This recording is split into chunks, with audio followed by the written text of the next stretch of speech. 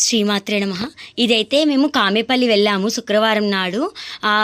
Vlog అయితే ఇది ఎందుకు అంటే మేము 15 ఇయర్స్గా ఒంగోలులో ఉంటున్నామని చెప్పాం కదా. మా వారికి అయితే ట్రాన్స్ఫర్ అయింది, మా సొంతూరికి అయితే వెళ్ళిపోతున్నాము. ఇక్కడ కొన్ని మొక్కులు అనేవి ఉన్నాయి, అవన్నీ తీర్చుకుందామని చెప్పి మేమైతే శుక్రవారం హాలిడే వచ్చింది కదా, గుడ్ ఫ్రైడే అని చెప్పి అమ్మవారి టెంపుల్కి అయితే వెళ్ళాము. ఇక్కడ అమ్మవారు పంట పొలాల్లో అయితే వెలిసారుట స్వయంభూగా. తర్వాత పెద్దలందరూ కలిపి గుడి నిర్మాణం అయితే చేశారుట. చాలా ప్రసిద్ధమైన గుడి అని చెప్తూ ఉంటారు. ఇక్కడ మద్యపానం చేసేవాళ్ళు కంకణం కట్టించుకుని ఆ అలవాట్లకి దూరం కూడా అవుతారట. ఇంకా ఒక విశేషం అయితే ఏంటంటే అమ్మవారి గర్భగుడి వెనకాల మనం మనసులో కోరిక అనుకుని రూపాయి కాయిన్ పెడితే మనకి కోరిక నెరవేరిపోతుంది అంటే త్వరగా పడుతుందిట. లేదు అంటే గనక ఆ కోరిక నెరవేరింది అయితే గనక అలా అంటి ఉండిపోతుందని చెప్పి చెప్తూ ఉంటారట.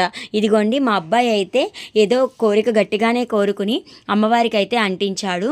ఆ కోరిక కూడా చెప్పలేదు, నాకు తెలిసి ఏ బొమ్మల గురించి అయి ఉంటుంది. మేమైతే ట్రాన్స్ఫర్ కోసమే ఒక 4 ఇయర్స్ బ్యాక్ ఈ గుడికి అయితే వచ్చాము. అప్పటి నుంచి కూడా వెళ్దాము అంటే అవ్వట్లేదు. ఆ అమ్మవారు ట్రాన్స్ఫర్ అయ్యాకనే రప్పించుకున్నారేమో అనిపించింది నాకైతే. ఇదిగోండి నేను కూడా అందరం బాగుండాలి అని అలాగా మనసులో కోరిక అయితే అనుకుని అమ్మవారికి పెట్టుకున్నాను. చాలా బాగా దర్శనం జరిగింది, అమ్మ అనుగ్రహం కూడా ఉంది. మీరెవరైనా కూడా వెళ్ళి ఉంటే కనుక కామెంట్ సెక్షన్లో చెప్పండి.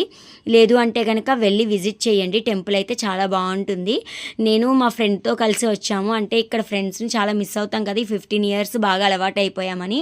కానీ తనకైతే మధ్యలో చిన్న దెబ్బ తగలడం వల్ల వెనక్కి వెళ్ళిపోయింది. తన బైక్ మీద నేను, మా పాప, మా బైక్ మీద మా వారు, మా బాబు అయితే వచ్చారు. ఇంకా అమ్మవారి దర్శనం అయితే చేసుకున్నాము. తనకి త్వరగా కోలుకోవాలని చెప్పి అయితే నేను అమ్మవారిని దండం పెట్టుకున్నాను. ఇదిగోండి ఇలాగా వ్లాగ్ అయితే చేశాము. మా పాపది వీడియో తీయడం మర్చిపోయాను, ఫోటో వరకే తీశాను. ఇంకా చాలా ఎండలో వెళ్ళాము, కానీ మాకు ఇంకా టైం లేదు, అందుకని చెప్పి ఇంత ఎండలో వెళ్ళవలసి వచ్చింది. లేదు అంటే కనుక జూన్ ఆ టైంలో అయితే ఇంకా అమ్మవారికి ఏరువాక పౌర్ణమని అప్పుడు జాతరలా కూడా చేస్తారట. అలాంటప్పుడైనా కూడా వెళ్ళొచ్చు. ఈ రూట్ అంతా కూడా బాగుంది, కానీ కొంచెం యాక్సిడెంట్ స్పాట్ అని చెప్తూ ఉన్నారు. అలాంటివి అయితే మనం కొంచెం జాగ్రత్తగా చూసుకోవాలి.